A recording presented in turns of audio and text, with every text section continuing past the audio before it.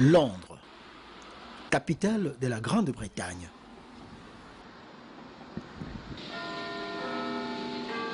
Londres, c'est la célèbre horloge Big Ben. Londres, c'est le palais de Buckingham Palace où vit la famille royale britannique. Londres, c'est la ville touristique par excellence avec des cathédrales,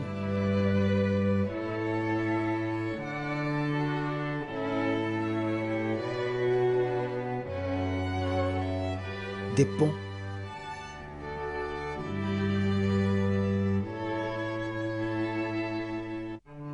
des rues célèbres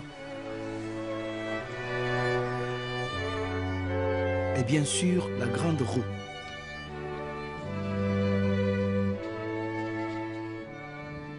Londres, c'est le siège de la bourse la plus célèbre et probablement la plus riche au monde. Londres, c'est le siège de la bourse des métaux la plus active et la plus dynamique du monde, la London Metal Exchange. Londres, c'est aussi la capitale européenne avec le plus grand nombre de missions diplomatiques.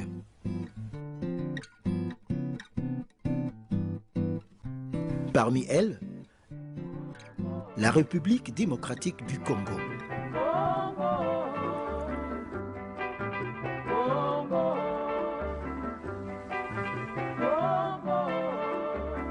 Les années troubles ont fait que la politique diplomatique de la République démocratique du Congo a été négligée. Négligée à un tel point que l'ambassade de la République démocratique du Congo, près le Royaume-Uni, opérait à partir du quartier populaire de King's Cross, là même où se rencontrent artistes et voyageurs qui viennent au terminus de la ligne de train à grande vitesse connue comme Eurostar.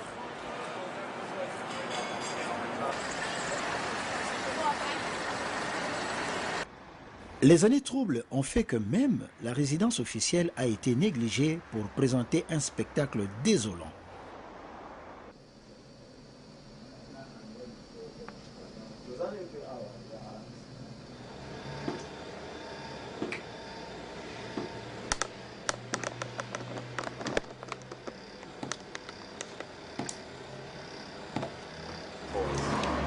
The embassy hanged up on Eon Energy, yeah?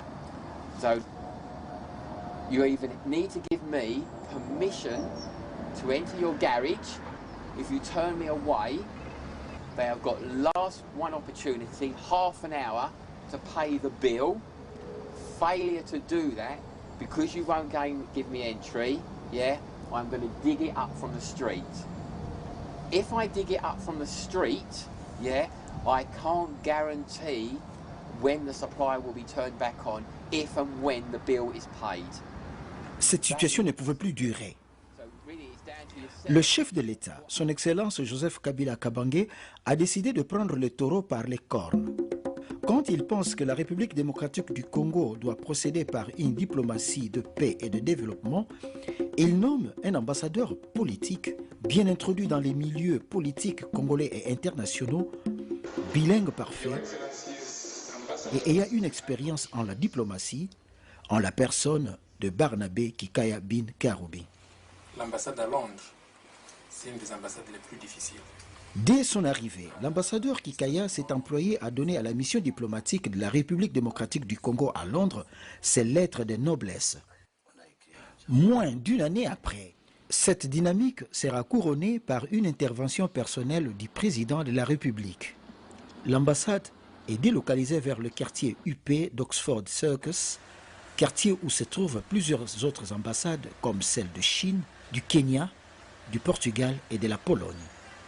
La nouvelle ambassade de la République démocratique du Congo est située au 4549 Great Portland Street.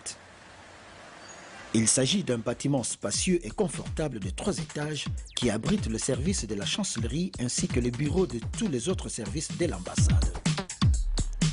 Au rez-de-chaussée, on trouve une entrée équipée de caméras de surveillance et d'un détecteur de métal pour renforcer la sécurité.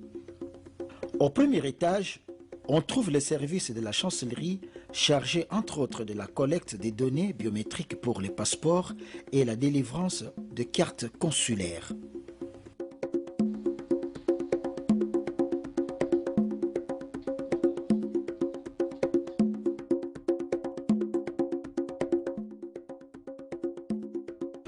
On y trouve aussi les bureaux des services économiques, commerciaux ainsi que le bureau des représentants de la République démocratique du Congo à l'Organisation maritime internationale et à l'Organisation internationale du café et cacao.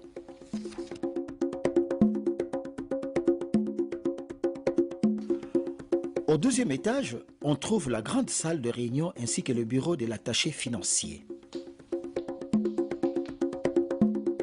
Au troisième étage, on trouve le bureau de l'ambassadeur avec le secrétariat,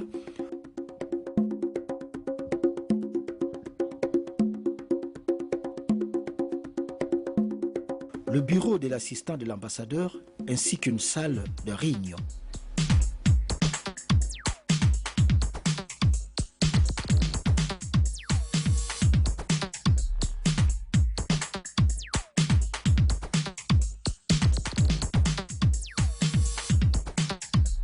Cet immeuble a été inauguré le 26 octobre 2010 par son Excellence Alexis Thambwe Mwamba, ministre des Affaires étrangères.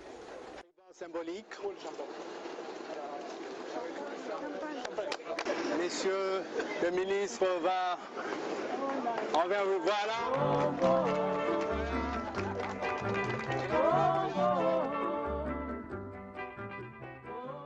Nous allons refonder totalement notre diplomatie. Nous avons classé nos ambassades en plusieurs catégories. Nous avons 5 ambassades stratégiques en Europe et Londres est 5 ambassades stratégiques. Nous allons créer les conditions pour que nos ambassades stratégiques d'abord et les autres puissent fonctionner dans les conditions de dignité.